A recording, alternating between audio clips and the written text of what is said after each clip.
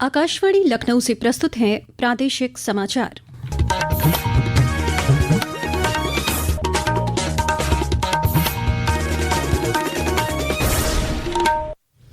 मुख्य समाचार। मुख्यमंत्री योगी आदित्यनाथ ने सरदार वल्लभ भाई पटेल की पुण्यतिथि पर अर्पित की श्रद्धांजलि। देश की एकता और अखंडता के लिए उनके आदर्शों पर चलने का किया आह्वान। मध्य प्रदेश के मुख्यमंत्री मोहन यादव ने काशी विश्वनाथ में किए दर्शन। कहा, प्रधानमंत्री नरेंद्र मोदी के नेतृत्व में दोनों राज्यों के बीच रिश्ते को मिल रहा है नया आयाम। राम मंदिर आंदोलन के सूत्रधार और पूर्व सांसद रामविलास वेदांती का निधन। संत समाज और जनमानस में शोक की लहर। और प्रदेश के कई जिलों में घने कोहरे के कारण आम जनजीवन हुआ प्रभावित। नोएडा में 15 फरवरी तक लागू की गई नई स्पीड लिमिट्स। नमस्कार, प्रदेश के समाचारों के साथ मैं मोनिका चौहान। और अब समाचार विस्तार से। मुख्यमंत्री योगी आदित्यनाथ ने लौह पुरुष सरदार वल्लभ भाई पटेल की पुण्यतिथि पर आज हजरतगंज स्थित पटेल पार्क में उनकी प्रतिमा पर पुष्पांजलि अर्पित कर भावभीनी श्रद्धांजलि दी। इस अवसर पर मुख्यमंत्री ने कहा कि सरदार वल्लभ भाई पटेल जी का नाम आते ही हर एक भारतवासी के मन में श्रद्धा, सम्मान और कृतज्ञता का भाव अपने आप जागृत हो जाता है। राष्ट्र की एकता और अखंडता के लिए उनका योगदान सदैव याद किया जाएगा। भारत के अंदर की उन सभी रियासतों को जिनकी संख्या देश के अंदर उस समय 567 थी, इन 567 रियासतों को भारत गणराज्य का हिस्सा बना करके वर्तमान भारत का जो स्वरूप है, अगर सही मायने में कहें तो इस वर्तमान स्वरूप के शिल्पी के रूप में यह भारत सदैव लौह पुरुष सरदार वल्लभ भाई पटेल का स्मरण करेगा। मध्य प्रदेश के मुख्यमंत्री मोहन यादव आज जौनपुर में प्रदेश के राज्य मंत्री गिरीश चंद्र यादव के पिता की 13वीं के कार्यक्रम में सम्मिलित हुए। बाद में मीडिया से बातचीत करते हुए श्री मोहन यादव ने कहा कि मौजूदा सरकारों की नीतियों के तहत उत्तर प्रदेश और मध्य प्रदेश के रिश्तों को नया आयाम मिल रहा है। उत्तर प्रदेश का संबंध भगवान कृष्ण और राम के जमाने से हमारा यशस्वी प्रधानमंत्री के नेतृत्व में ये संबंध और सौहार्द बने रहे। इससे पहले श्री यादव ने वाराणसी में श्री काशी विश्वनाथ मंदिर में दर्शन पूजन भी किया। केंद्रीय नागर विमानन मंत्री राम मोहन नायडू ने कहा कि सरकार हवाई किरायों पर कड़ी निगरानी रखने के लिए टैरिफ निगरानी इकाई को और मजबूत करेगी। राज्यसभा में आज प्रश्नकाल के दौरान श्री नायडू ने बताया कि घरेलू मार्गों के साथ अब अंतर्राष्ट्रीय मार्गों के किराए की भी निगरानी की जा रही है। उन्होंने कहा कि किरायों में बढ़ोतरी पर सभी जरूरी कदम उठाए जा रहे हैं। अयोध्या में टाटा समूह का नमो कैंसर फाउंडेशन एक आधुनिक कैंसर चिकित्सालय हब स्थापित करने की तैयारी कर रहा है। इस सिलसिले में टाटा समूह के 6 सदस्यीय प्रतिनिधिमंडल ने अयोध्या पहुंचकर विभिन्न स्थलों का निरीक्षण किया और संभावनाएं परखीं। राम मंदिर निर्माण समिति के अध्यक्ष नृपेंद्र मिश्र ने बताया कि ट्रस्ट इस सिलसिले में नमो फाउंडेशन की मदद करेगा। उन्होंने कहा कि राम मंदिर निर्माण के साथ साथ श्रद्धालुओं को विभिन्न प्रकार की सुविधाएं उपलब्ध कराने पर ध्यान केंद्रित कर रहा है। श्री मिश्र ने कहा कि कैंसर अस्पताल हब बनाने के लिए जमीन की तलाश शुरू कर दी है।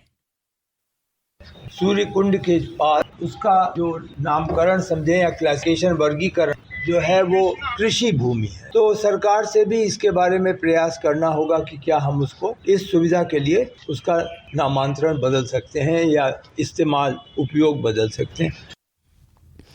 प्रदेश में मतदाता सूची के विशेष प्रगाढ़ पुनरीक्षण एसआईआर का क्रम जारी है। राज्य के सभी जिलों में एसआईआर अभियान को पूरा करने के लिए बीएलओ, बीएलए और राजनीतिक दल के एजेंट सक्रियता के साथ काम कर रहे हैं। इस सिलसिले में अमरोहा में 17 दिसंबर को सभी बूथ लेवल अधिकारियों, राजनीतिक दलों द्वारा नियुक्त एजेंट्स के साथ बैठक आहूत की जा रही है। जिला निर्वाचन अधिकारी निधि गुप्ता वत्स ने कहा कि शुद्ध मतदाता सूची तैयार कराना सभी नागरिकों की जिम्मेदारी है। उन्होंने लोगों से इस अभियान में सक्रिय सहयोग का आह्वान किया है।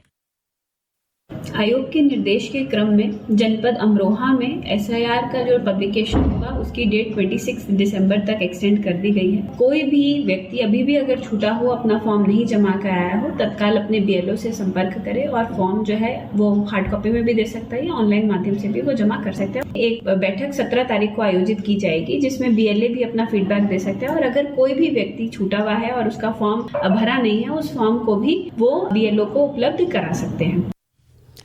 काशी तमिल संगमम के चौथे संस्करण के तहत तमिलनाडु का आध्यात्मिक समूह आज बनारस पहुंचा। इस दौरान दल के सदस्यों ने पवित्र गंगा में स्नान कर हनुमान घाट स्थित प्राचीन मंदिरों में दर्शन पूजन किया। दल को प्राचीन मंदिरों के इतिहास के बारे में जानकारी दी गई। बाद में ये समूह सुब्रमण्यम भारती के घर गया, जहां उनके परिजनों से मुलाकात की और पुस्तकालय भी देखा। कांची मठ के भ्रमण के दौरान दक्षिण भारत मंदिर को देखकर ये दल खासा उत्साहित दिखा। काशी तमिल संस्कृति का जिक्र करते हुए आध्यात्मिक समूह ने कहा कि इस तरह के आयोजन लगातार होने चाहिए ताकि एक भारत श्रेष्ठ भारत की परिकल्पना को साकार किया जा सके। ये समाचार आप आकाशवाणी लखनऊ से सुन रहे हैं। ताज़ा समाचार जानने के लिए आप हमारी वेबसाइट newsonair.gov.in पर लॉग इन कर सकते हैं। इसके साथ ही आप प्रादेशिक समाचारों का ये बुलेटिन हमारे YouTube channel news on AIR Lucknow पर भी सुन सकते हैं। राम मंदिर आंदोलन के सूत्रधार और पूर्व सांसद डॉक्टर रामविलास दास वेदांती का आज मध्य प्रदेश के रीवा में निधन हो गया। डॉक्टर वेदांती के निधन से संत समाज और आम जनमानस में शोक की लहर है। डॉक्टर वेदांती का पार्थिव शरीर अयोध्या लाया जा रहा है, जहां उनका अंतिम संस्कार होगा। मुख्यमंत्री योगी आदित्यनाथ ने वेदांती के निधन पर शोक जताते हुए कहा कि डॉक्टर वेदांती का निधन आध्यात्मिक जगत और सनातन संस्कृति के लिए अपूरणीय क्षति है। उप मुख्यमंत्री ब्रजेश पाठक ने डॉक्टर वेदांती के निधन पर दुख जताते हुए उन्हें धार्मिक और राजनीतिक जीवन में शुचिता का प्रतीक बताया है। वेदांती जी का पूरा जीवन सनातन संस्कृति को समर्पित रहा है। उन्होंने देश और प्रदेश की सेवा भी की है। लोकसभा में लंबे समय तक रहे हैं। शुचिता, पारदर्शिता पूर्ण जन सेवा उनका ध्येय था और उन्होंने हमेशा जमीन से जुड़ करके गरीबों की मदद के लिए हमेशा वो खड़े रहे। मैं उनके दुखी परिजनों को दुख की घड़ी में हम सब लोग उनके साथ हैं और ईश्वर से प्रार्थना करते हैं कि उन्हें अपने सिर चरणों में स्थान दें।